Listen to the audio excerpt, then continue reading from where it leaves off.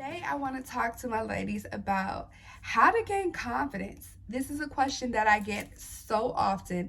Women love to come and say, how do I get my confidence back? How do I increase my confidence? What are the secrets? So, I'm going to give you the tips, the secrets, the know hows, everything that you need to gain your confidence. We're going to go over two things in this part. That was definitely four. We're going to go over two things within this podcast that'll help you gain your confidence. Number one, I always get, how do I gain my confidence back? Can I be honest with you? Why would you want to gain it back? To gain anything back requires you to go backwards. And we are in the period of growing and evolving. And truthfully, I don't want anything that I once had. That level of confidence that you had back then is not going to be the same level of confidence that's going to carry you now or into the future. As you grow, you become into a new person and you have to learn yourself over and over again, which also means you have to learn how to be confident on each new level. My level of confidence at 18 is not the same level of confidence I had at 21. My level of confidence when I first became a mother is not the same level of confidence I had when I became a mother for the third time.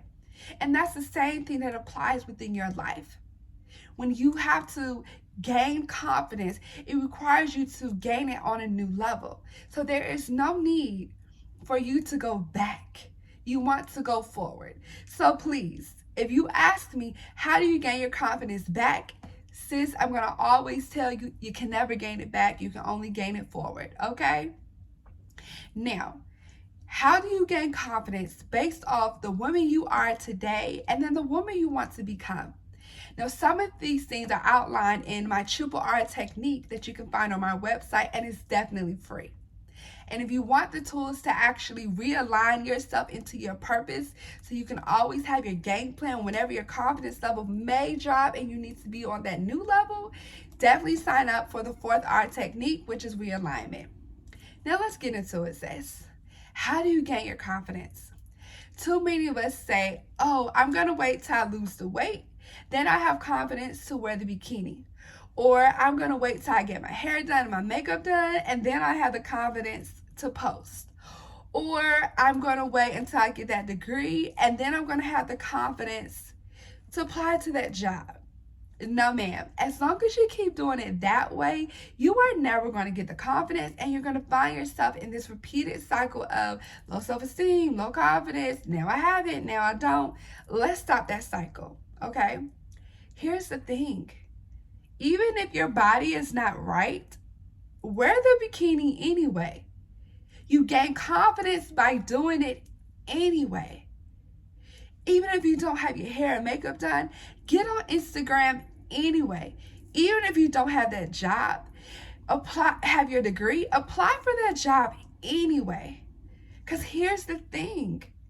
Your confidence comes when you start accomplishing goals. And as long as you're waiting for your confidence to come, you will never accomplish that goal. Baby girl, you won't even start. And you're never going to win if you don't start. You're always going to lose. But here's the thing. Even if you start and you don't get as far as you would like, you're farther than where you were before you started. So you're still winning.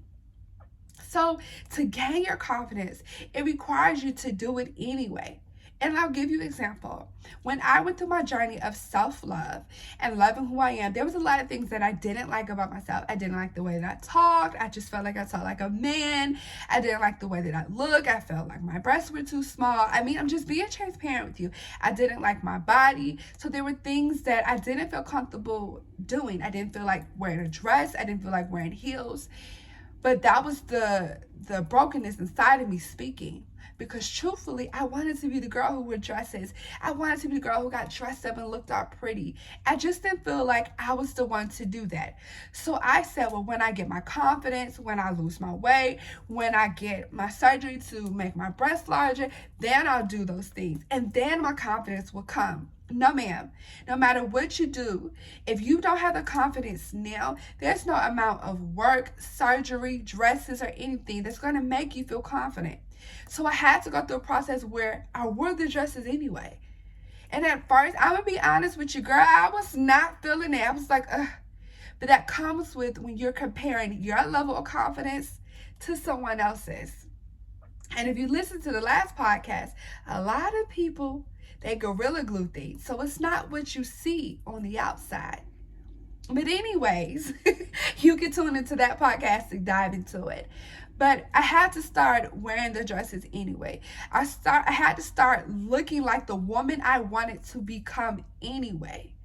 Because in order to become her, I had to realize that I just simply had to become me. And so at first I didn't like it. I just felt a mess. I didn't feel confident. I still walked around with my head down. I didn't really take many pictures, and I was extremely shy about it because I didn't see my confidence. But as I continued to do it anyway, I started to see a new version of myself. I started to see and look past the judgment. I do look good in this dress. I may not look good in the dress that she is wearing because that dress isn't for me. That's for her. But if I find things that are for me, I find my confidence. And so now, at every tour, at every retreat, at every brunch, you're going to see your girl in a dress and confident. Because it started by doing it anyway. If you don't have the confidence to speak up, because that's something that a lot of us women struggle with. We don't speak up. We don't say no because we want to be superwoman. Well, you got to start speaking up. Whether you're at home in the mirror and you're doing it with yourself. Whether you start doing it with a friend, with a family member, do it anyway. The process is always going to be uncomfortable. And I think that's the misconception that we have. We assume that we gain confidence once it's easy for us, once it's comfortable. No, ma'am. The whole journey, the whole process is uncomfortable. But if you continue to do it until it becomes your normal, you will be fine. Increasing your confidence requires you to start doing things that you don't like, doing things that scare you, doing things that make you uncomfortable anyway. A lot of my ladies, they find themselves lacking confidence within the area of dating. Well, here's how you build that up. Start dating yourself. And I am so serious. Buy yourself flowers.